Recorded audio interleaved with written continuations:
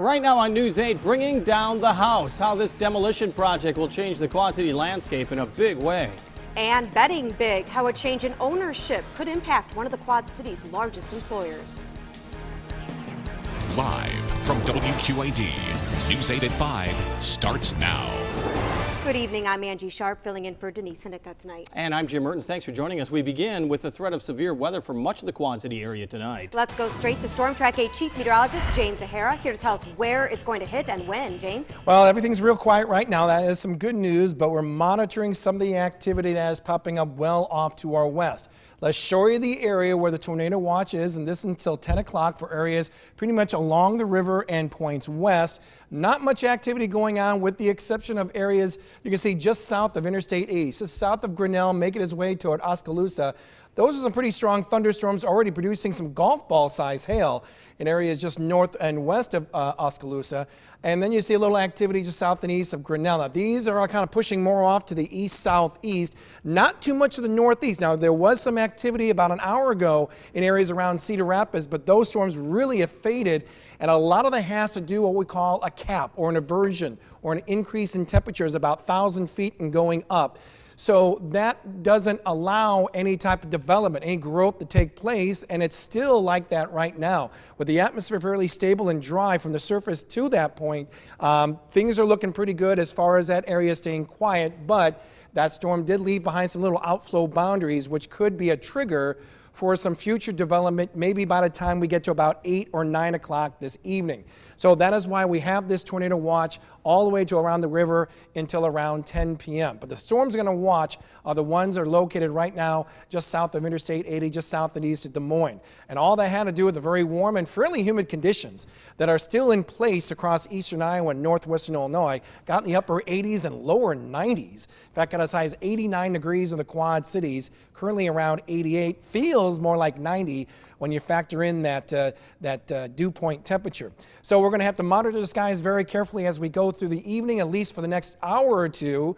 And looking very quiet here locally, but that can all change. Any updates, I'll let you know in just a little bit. Angie? All right, thank you, James. An iconic landmark in the Quad Cities is coming down. The demolition of the former Lodge Hotel started just a couple of hours ago, and it's attracting quite a crowd. News 8's Jenna Morton joins us live at the demo site to explain why some are celebrating today. Jenna? Angie, crews have gone home for the day, but you can see the work that they were able to get done. And while for many the lodge coming down is sad, the city of Bettendorf is excited for the future of this site. The city of Bettendorf held a brief ceremony before starting demolition. While the mayor says it used to serve as a great amenity for the city, now it's become more of a nuisance. Several people have trespassed and have vandalized the building. Plenty of people were on site watching the demolition, each with their own stories of the lodge. It's just kind of surreal, I used to work for Jimmers back in the day when I first got out of college, and so I spent a lot of time here, so it's kind of strange to watch. The city says they've had plenty of developers interested in the site, but as of right now, there's no plans of what will come here. Crews say it'll probably take until the end of the year to get the lodge completely torn down. Reporting live from Bettendorf, Jenna Morton, WQAD News 8. Thank you, Jenna. And as you saw, crews are using a clamshell machine to take down the lodge. Normally, they would use a wrecking ball, but they don't want pieces to go flying onto nearby I-74. One of the Quad City's largest employers has a new owner. Isla Capri Casino is selling its business to Reno-based Eldorado Resorts for $1.7 billion. The deal includes more than a dozen properties across the country, including the Isle and Bettendorf. Now, nearly 1,000 workers continue on the job, but must deal with uncertainty. News 8's John David is live in Bettendorf where the waiting game begins. JD? Right, Jim, and leaders from both companies are starting to work on the transition, but a deal like this will likely take close to a year before it's complete. Isle's sale comes just 3 months after debuting its land-based casino in Bettendorf. Got a hit. Already reaching top status among Quad City casinos. All right. It's good timing for a deal. The acquisition of Isle of Capri represents a transformational growth opportunity for Eldorado and creates substantial and immediate value for Isle of Capri shareholders. While the news does not come as a complete surprise in Bettendorf, there's concern for nearly 1,000 employees at the casino hotel complex. Our hope is that when El Dorado comes in, they find the Isle staff to be as wonderful as do we and retain the Isle staff so we continue a seamless working relationship. Too early to know about renaming or rebranding the Bettendorf Casino. Its roots date back to 1991 when riverboat gaming began in the Quad Cities. It is business as usual at Isle Casino Hotel Bettendorf. The new casino is a cornerstone for downtown Bettendorf redevelopment. The city will work to form a similar partnership with El Dorado. Hopefully this is a great forward-thinking endeavor, and our downtown will be the benefactor of that, and we can see some nice new growth. Financial growth that's already happening from the new casino. This community is counting on the future. The bottom line could be helped, as well as their participation in a brand new community. This could be an awesome event for our community, and it could be an awesome partnership. Bettendorf is betting on it. And in the near future, Bettendorf officials hope to visit a casino owned by El Dorado in Columbus, Ohio. In the meantime, they plan to extend a warm welcome to the new owners here. Reporting live in Bettendorf, John David, WQAD News 8. Yeah, JD, a lot of changes in the casino industry in the Quad Cities over the last few weeks. And Bettendorf is also counting on a large chunk of riverfront land to energize its own downtown development. With jobs in manufacturing on the decline, jobs in the restaurant and hotel industry in our area appears to be growing. In 2015, there were about 7,800 jobs in the hospitality field. That's more than 100 more than in 2014. In the Quad City region, there's about 50 hotels, and the number continues to grow. The Quad Cities Convention and Visitors Bureau says tourism has grown in the Quad Cities, creating jobs. The more visitors you have, the more people it takes to serve those visitors, and that creates the jobs that certainly drives our economy. Taylor says moving 2 casinos in the area from boats to land has also created more jobs in the industry. Several companies are also now hiring for the upcoming holiday season, and one of them is UPS. Today, News 8's Elizabeth Wattis found out how many local jobs are available and how much money you can make. It's the calm before the storm. It may be too early for hats and gloves. Our volume pretty much doubles.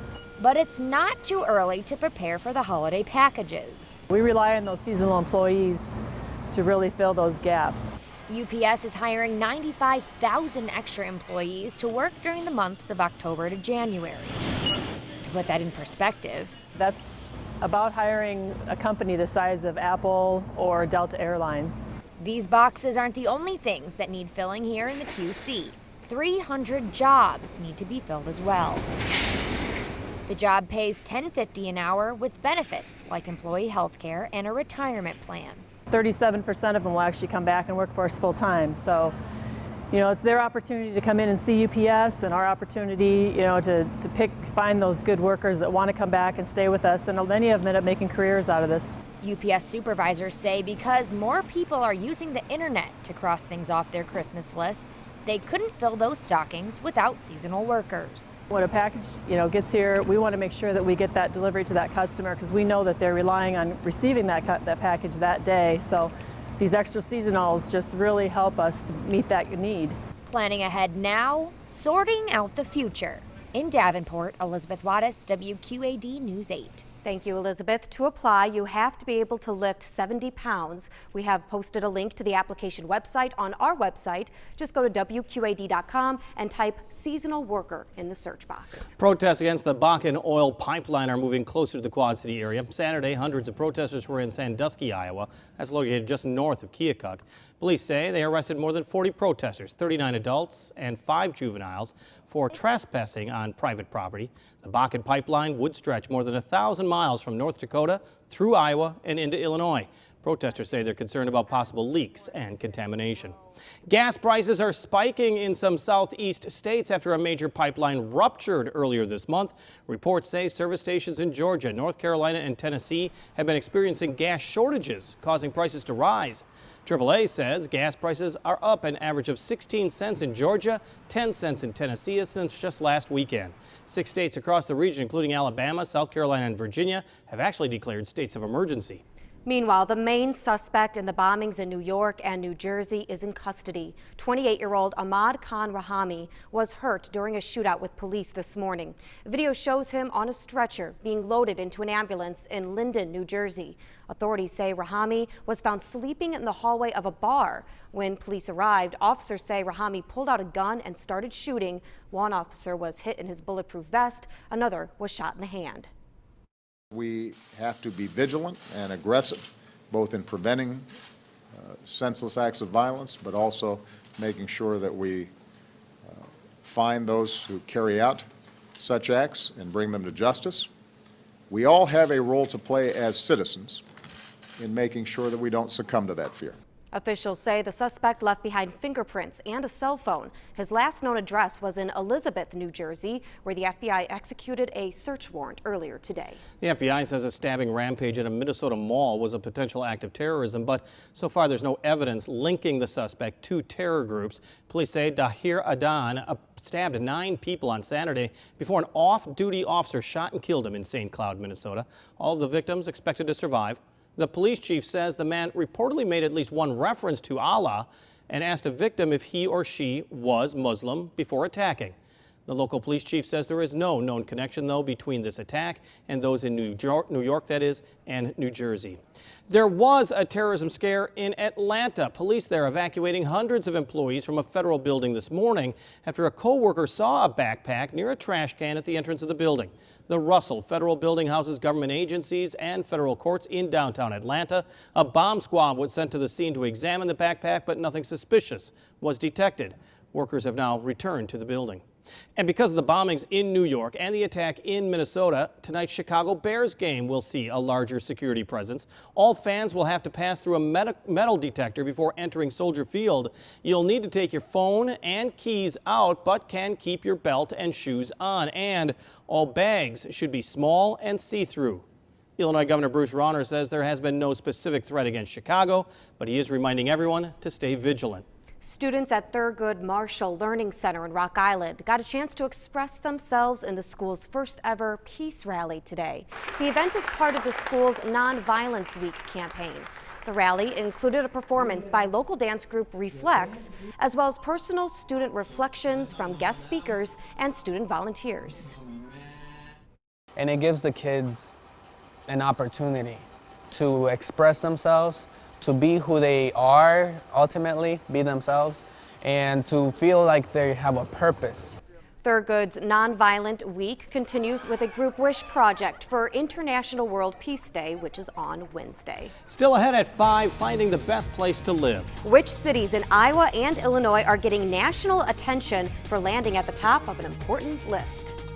And outside, pretty warm and humid out there. Skies are quiet for now. Keep an eye on some storms out to the west. I'll show you where those storms are and where they could potentially have an impact on us right after the break here on News 8 at 5.